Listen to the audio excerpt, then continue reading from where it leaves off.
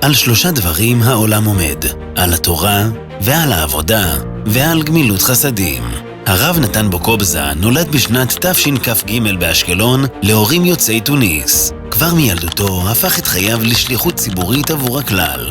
כשלימים ייסד את פעילותו בעיירה נתיבות בה התגורר, ומשם פעל בכל הארץ מדרום לצפון. בכל מקום שהרב זיהה צורך מקומי וארצי, הפך אותו לשליחות. שליחות של תורה, שליחות של נתינה, שליחות של לב פתוח לכל אדם. על התורה. בשנת תשנ"ט הקים את מוסדות חוג ידידי התורה ואמרם החי, והניח יסודות של עולם תורני רחב, הפועל כיום במסגרת מוסדות מאורות נתן. בתי מדרש וכוללים בעלות שנתית של 1,200,000 שקלים. ישיבה וכן ישיבות בין הזמנים הממשיכות ללמוד גם בזמן החופש לשמירה והצלחת החיילים בעלות כוללת של 160,000 שקלים. חיזוק לבעלי תשובה והפצת תורה באלפי שיעורים ודרשות, פעילות המסתכמת ב150,000 שקלים. אנחנו נמצאים פה בבית מדרש להוראה שהקים אבינו מורנו ורבנו לפני 28 שנה, ובזכות המסירות נפש שלו לדבר והחשיבות שלו אנחנו זוכים היום לראות בפריחה של המקום הזה מחדש. ברוך השם זוכים להיות פה מדי יום 40 אברכים שיושבים והוגים בתורה. המיוחדות של המקום פה מתבטאת ב3 דברים שאותם אבא מאוד מאוד רצה ושאף אליהם. הראשון הוא שהאברכים ילמדו תורה באיכות, על כל המשתמע מכך לימוד הלכה למעשה בצורה עיונית, בצורה של הגעה עד חיי המעשה ממש, תוך מענה הלכתי לכל מי ששואל. אנחנו ברוך השם היום לומדים הלכות שבת, ממש לפני מבחנים ברבנות הראשית. הדבר השני הוא הכבוד לאברך, הרווחה של האברך והדאגה לכל העתיד שלו, אם זה בבית מדרש מפואר, אם זה בשתייה חמה, כיבוד, אם זה במלגות מכובדות, שכל אחד ירגיש באמת ברווח, ומתוך זכות שאנחנו מחזיקים את המקום הזה. הדבר השלישי והאחרון זה שילוב של תורה בחיי המעשה.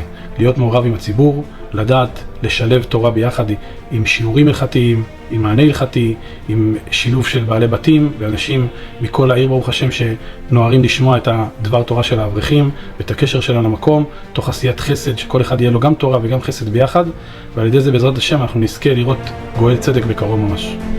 על העבודה.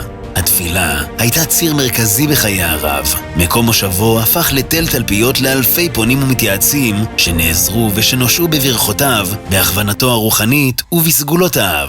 הרב היה לפיד בוער של אמונה וביטחון. הקפיד לסיים בכל שבת את התהילים בעמידה וברצף, וכן שבבית מדרשו לא ידברו בתפילה. על גמילות חסדים. שמו של הרב, נתן, היה מהותו, והחסד ציר חייו.